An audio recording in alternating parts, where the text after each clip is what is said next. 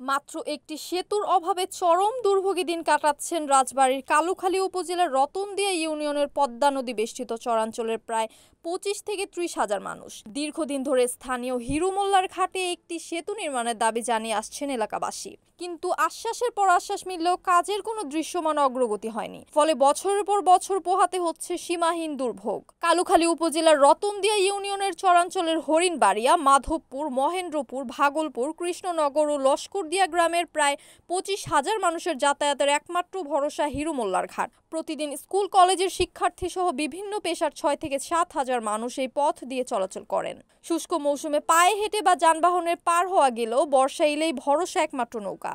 এতে বাড়ে সময়, বাড়ে খরচ।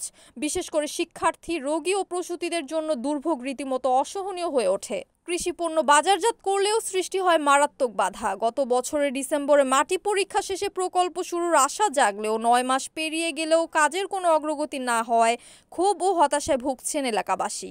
আমাদের এইখানে অনেক সমস্যা, নৌকা ঠিক মতো পাওয়া যায় না।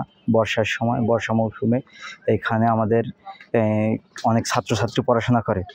কালুখালী রতনদিয়া মডেল উচ্চ বিদ্যালয়ে পড়াশোনা করে। আমাদের ছাত্রছাত্রীরা নিয়মিত স্কুলে যেতে পারে না। অনেক সময় তাদের এই যে খেয়া না পাওয়ার কারণে বাড়ি ফিরে চলে যেতে হয়, তারা নিয়মিত পড়াশোনা করতে পারে না। আর বিশেষ করে জটিল রোগী, এগুলো হাসপাতালে তাড়াতাড়ি সময় মতো নেওয়া যায় না। না নিতে পারায় এখানে রোগীর অনেক সমস্যা হয়, রোগী মারাও যায়।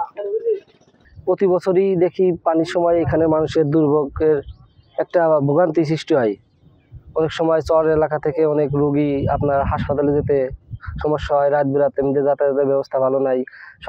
সন্ধ্যা ৮টার সময় নৌকা বন্ধ হয়ে যায়। এই নৌকার ব্যবস্থা যদি না থাকে তাহলে রোগীর জন্য আর কি অনেক একটা দুর্ভোগ আর কি। যদি এখানে একটা ব্রিজ হতো তাহলে মানুষের যাতায়াত ব্যবস্থাটা ভালো হতো এবং এখানকার ব্যবসায়ী মানুষজনেরও আপনার ব্যবসা করতে সুবিধা হতো। ব্রিজ না থাকাতে অনেক সমস্যা হচ্ছে।